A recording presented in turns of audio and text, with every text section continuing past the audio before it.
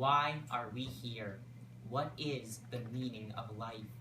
What does it mean to be truly happy? All of these questions have puzzled the philosopher and the common man alike for centuries. But prepare yourselves, for I will now ask the greatest question of them all. Who lives in a pineapple under the sea? We all know the answer to this one, SpongeBob SquarePants, arguably the most famous sponge in the world, and the star of his own animated TV series, which has been running on the Nickelodeon network for almost 16 years now. But what you may not know is that this hilarious and classic cartoon has more in common with the previous philosophical questions than you may have thought. So here's a new question for all you thinkers out there. Who teaches philosophy under the sea? Well, let's find out. Most, if not all of us, have grown up with SpongeBob from a very young age and have enjoyed a treasure trove of childhood moments with the citizens of the zany little town of Bikini Bottom. Of course, there will always be the people out there who claim that this show did more harm than good to our young developing brains. Some would say that the rapid scenery changes, exaggerated characters, and over-the-top scenarios have actually impeded the development of our brains. Luckily, most people realize that not only is this cartoon a boatload of fun for all ages, but its underlying context can instill some wonderful life values as well. After all, why else would esteemed author and editor Joseph J. Foy have created an entire book dedicated to revealing just how much this particular show has taught us about the world around us? So let us now take a closer look at the show that we have such fond memories of and discover the rich secrets that lie within. And when I say secrets, I don't mean the Krabby Patty secret formula. I mean the implications that we can find hidden in every nook and cranny of this wonderful cartoon. SpongeBob SquarePants is one of the most popular animated TV shows of all time, and upon closer analysis, many philosophical messages can be found within the context of the cartoon. Today, we are going to be exploring what those messages are, and maybe we can even learn a bit about ourselves and our own lives in the process. So, are you ready, kids? Join me as we take a deeper dive down into Bikini Bottom. No doubt about it, SpongeBob SquarePants is happy, perfectly content with his job as a fry cook working for minimum wage, if that, as well as his few but loyal friends. SpongeBob bounds out of bed every morning with a smile on his face and a song on his lips. His simple but powerful catchphrase, "I'm ready," is constantly in use, and his enthusiastic attitude and bright smile are proof that he always is ready for a great day. Just take a look for yourself.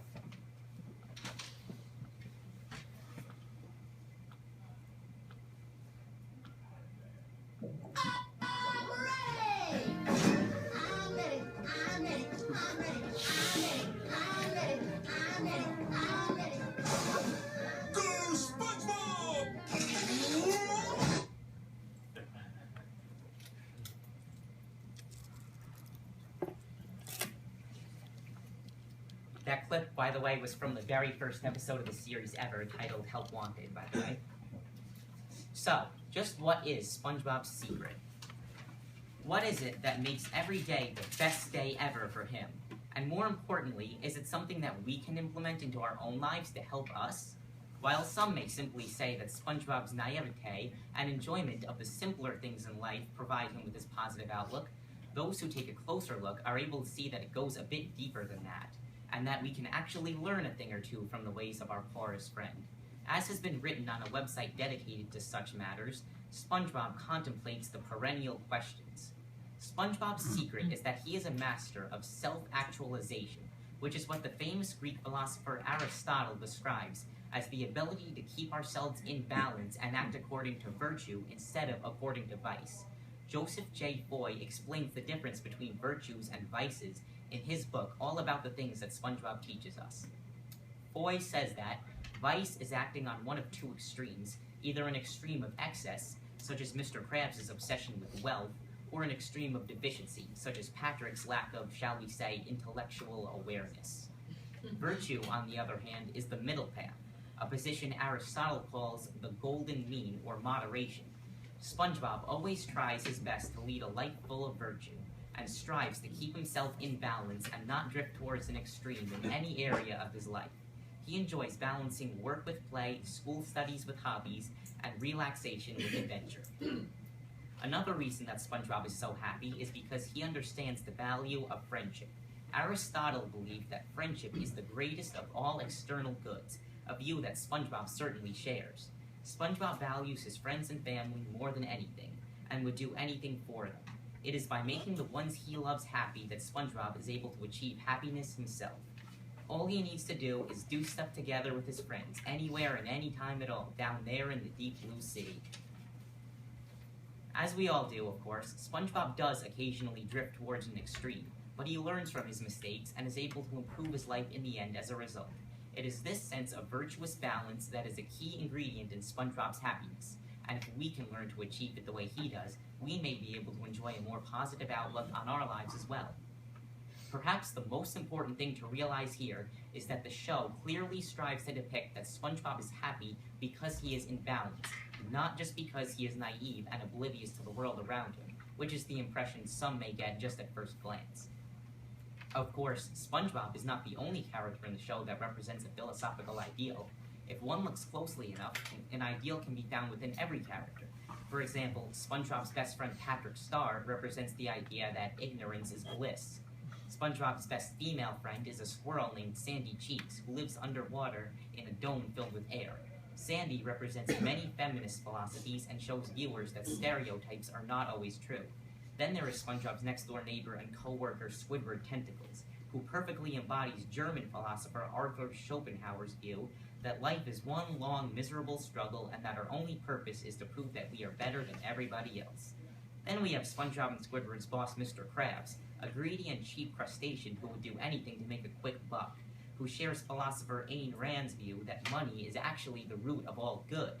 Mr. Krabs' business rival is Sheldon J. Plankton, who is an evil genius and the main villain of the show. Plankton, however, is a good example of how the German philosopher Friedrich Nietzsche theorized that people turn against those smarter than themselves out of fear. Finally, even SpongeBob's pet snail Gary is worth noting, as he provides an idealistic image of a pet who is smarter than those around him, including his owner, and is content with just sitting back and watching the misadventures of everyone else.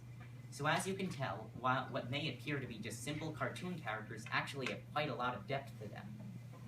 The characters are not the only part of SpongeBob that contain philosophical implications. Many of the show's storylines, of which there are literally hundreds, also contain hidden morals as well as clever social commentary. If a viewer looks hard enough, they can find a valuable life lesson in most, if not all, of the episodes. Whether that lesson is that friends are more important than money, like in the episode Porous Pockets, hard work is its own reward, like in the episode Employee of the Month, you should never give up, like in the episode Rock Bottom, classy sophisticates don't need to stain their lips with cursing, like in Sailor Mouth, doing good things for others pays off, like in The Best Day Ever, there is no need to be nervous about giving an oral report for school, like in the episode Oral Report, or anything else. On a larger scale, it is worth noting that the feature film, the SpongeBob SquarePants movie, contains some genuinely deep and touching messages, such as that finding out who you truly are inside and being true to yourself can help you through anything. Now I'll play a clip from the movie that shows SpongeBob unlocking his true potential through this very realization.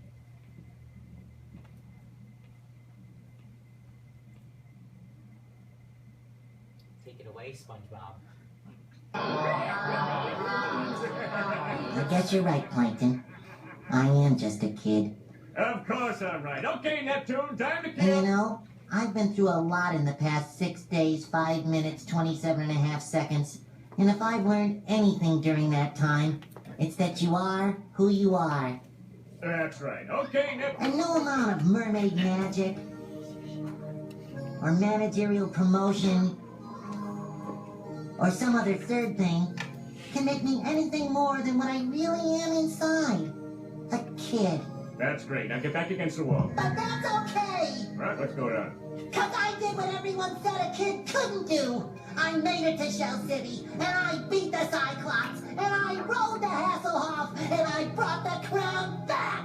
All right, we get the point. So yeah, I'm a kid, and I'm also a goofball, and a wingnut, and a knucklehead expositron! What's going on here? But most of all, I'm... Okay, settle down. I'm... Take it easy. What the scallop? I'm Goofy Goober! Alright. So, yep, that was from the movie. So, as for social commentary, a prime example of this is how the show consistently references the tendency of people to get addicted to certain things. A running gag throughout the series is that the citizens of Bikini Bottom literally cannot live without Krabby Patties. This is most notably shown in SpongeBob's second film, the SpongeBob movie Sponge Out of Water, in which the city almost immediately descends into an apocalypse after the Krabby Patty supply runs out. This film is also another example of having a positive underlying message, which is that anyone can be a hero, even those who seem the least likely. There is even something to be learned from the SpongeBob video games. For example, in the game Super Sponge, SpongeBob demonstrates his determination to go great lengths to make his friends happy by traveling across the whole ocean just to get a special gift for Patrick's birthday. Also, the classic SpongeBob game Battle for Bikini Bottom, released in 2003, sees SpongeBob and his friends doing everything they can to restore their world to rights after it is taken over by Plankton's evil robots. Even though the main goal of this storyline is to provide the setup for a great video game, which it accomplishes beautifully, it is still well worth noting that SpongeBob's resilience and willingness to tackle any challenge shine through here just as brightly as ever. So as we can see, the characters and stories in SpongeBob have much more to them than meets the eye. It is these underlying contexts that help make the show more than just a funny cartoon, but also a view into the real world. It is more than likely that having our minds assaulted with these subliminal messages when we watch the show as young children actually helped us to figure out the world around us and to learn about the many different types of people and situations that we will encounter.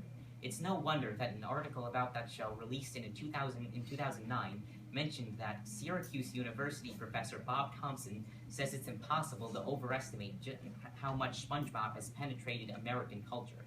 Of course, as I have alluded to several times above, SpongeBob SquarePants has received its share of criticism over the years. For example, in 2011, a study was conducted that seemed to imply that watching this show actually has a negative effect on the brains of young children. It was reported that 4-year-olds who had just watched the fast-paced fantasy cartoon SpongeBob SquarePants, which follows the undersea adventures of a yellow sponge, did worse on tests of attention and problem-solving than young children who watched a slower-paced educational program or spent time drawing. The study claimed that the show's rapid pace, nonsensical storylines, and eccentric characters actually hindered kids' abilities of critical thinking and concentration. Another article stated that watching this series caused children to become more aggressive and to try to imitate some of the less desirable qualities of the show's characters.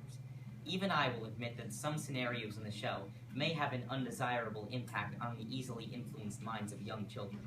However, I am glad to be able to report that many of these studies were actually criticized for testing children under superficial conditions, and therefore may not be as valid as they seem.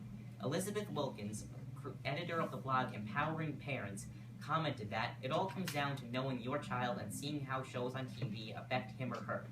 Just as long as a supportive caregiver is there to point out the right from the wrong in the show and to help the child see the positive messages lying within the context, SpongeBob is lighthearted, harmless fun for the whole family. In fact, to not look for all the positive enrichment that can be found in the show's balance between lessons and humor would be a huge waste of its potential. So the next time you watch SpongeBob, try to look at the show in a new light and see its rich underlying context. Think of people you know that the characters resemble, and think of life experiences you've had that resemble the stories on the show. You will be able to enjoy the cartoon on a whole new level, and you may just learn something new about yourself and the world around you in the process. Maybe if we can all learn to share SpongeBob's eternal optimism and unsinkable enthusiasm, the world would be a brighter place. Maybe we could then learn to enjoy every second and make the best out of everything the way he does. To summarize, here is a quote from the Yellow Sponge himself. "When you're doing something that you really love and are so proud of, then work is like play.